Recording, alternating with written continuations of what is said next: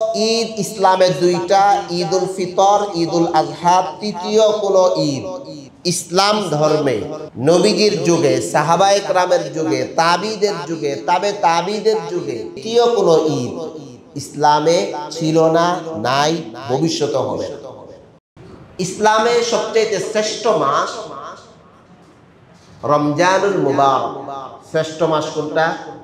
শাহরু রমাদানাল্লাযী উনজিলা ফীহিল কুরআন। শ্রেষ্ঠ মাস রমাদানুল মুবারক। তারপরে চারটা মাস শ্রেষ্ঠ, চারটাকে কোরআনের ভাষায় আশহুরুল হুরুম বলে। চারটা মাস শ্রেষ্ঠ।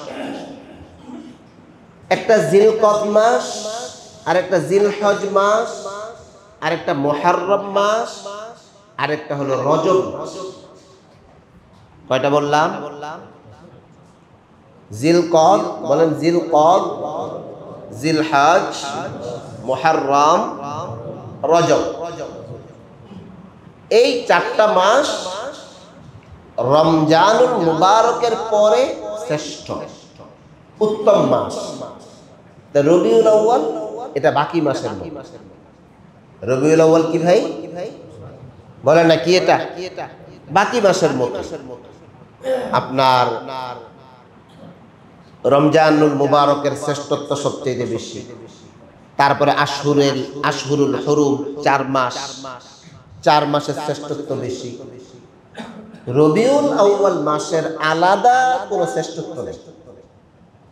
মুহররম, সফর, রবিউল আউয়াল, রবিউস সানি, জমাদিউল আউয়াল, জমাদিউল উখরা, রজব, শাবান। এই যে শাবানের যেরকম মর্যাদা, রবিউস সানির যেরকম মর্যাদা, জমাদিউল আউয়ালের যেরকম মর্যাদা, উখরার যেরকম মর্যাদা, রবিউল আউয়াল মাসের মর্যাদা একই, আলাদা কোনো কি নাই, মর্যাদা নেই। বাকি এই মাসটা একটু গুরুত্বপূর্ণ, খেয়াল করেন, মর্যাদাপূর্ণ না। কি পূর্ণ না ভাই? এটা গুরুত্বপূর্ণ। কেন গুরুত্বপূর্ণ? কেন? এই মাসে নবী আলাইহিস সালাতু ওয়াস সালামের মিলাদ অর্থাৎ জন্ম এবং ওয়াফাত এই দুইটাই এই মাস, যার কারণে এই মাসটা একটু গুরুত্ব রাখে অন্যান্য মাসের তুলনায়, একটু না অনেক বেশি। যে এই মাসে নবী আলাইহিস সালাতু ওয়াস সালামের কি জন্ম, উনি দুনিয়াতে আসছেন। একটা বিশ্বের জন্য এটা বিশাল ঘটনা। কি বলে আমরা এই কি বলে স্বাধীনতা দিবস করে কেন? এটা বিশাল ঘটনা। এই দিনে আমি কি হয়েছি, এটা বিশাল ঘটনা। তো এই পারপাসে যদি আপনি মনে করেন রবিউল আউয়ালে বিশাল একটা ঘটনা ঘটছে। ঘটনা কি? দুনিয়াবাসী বিভিন্ন খারাপ কাজ, বিভিন্ন বাজে কাজ, বিভিন্ন অসৎ কাজে তারা নিমজ্জিত ছিল।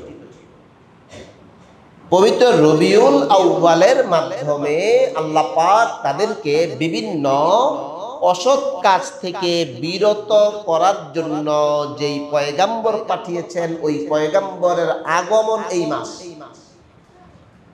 তারিখ নিয়ে মতভেদ আছে। তারিখ নিয়ে কি আছে ভাই? 12ই রবিউল আউয়াল, কেউ বলে 9ই রবিউল আউয়াল, কেউ বলে 14ই রবিউল আউয়াল। ওয়াফাতের তারিখ নিয়ে মতভেদ নাই, যে নবীজি এই দিন ওয়াফাত গ্রহণ করেছেন। তাহলে আমরা রবিউল আউয়াল মাসের ফজিলত জানলাম। কি জানলাম বলেন? কি জানলাম?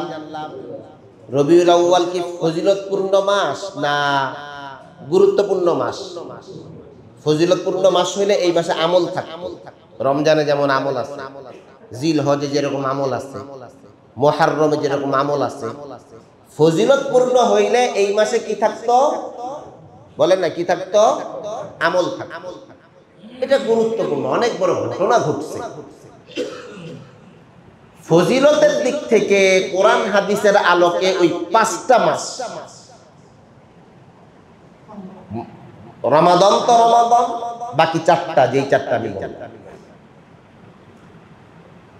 এখন আরেকটা প্রশ্ন হইল যে রবিউল আউয়াল মাসে ঈদে মিলাদুন নবী পালন করা, কি পালন করা? ঈদ পালন করা। তো ঈদ সম্পর্কে একটু বিস্তারিত একটু ধারণা লাগে যে ঈদ জিনিসটা আসলে কি। নবী আলাইহিস সালাতু ওয়াসসালাম বলছেন লিকুল্লি কওমিন ঈদুন লানা ঈদানে, প্রত্যেক জাতির জন্য ঈদ রয়েছে আর আমার জাতির ঈদ ঈদানে দুইটা। কয়টা ভাই? ঈদুল ফিতর, ঈদুল আযহা। মুহাম্মদুর রাসূলুল্লাহর ভাষায় এবং ইসলামের ভাষায় রবিউল আউয়াল মাসে ঈদ শব্দ যুক্ত নাই।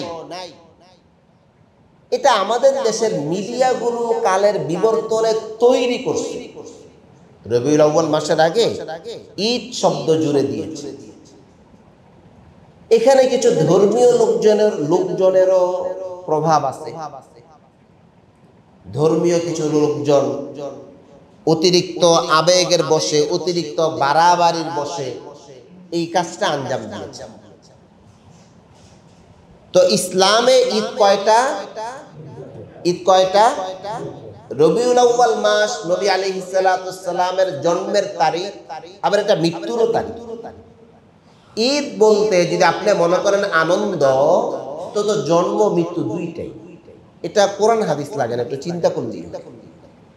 ঈদ বলতে যদি কেউ বুঝায় যে ভাই ঈদের সময় আনন্দ করে, তো নবীজি আসছে আমরা একটু আনন্দ করি।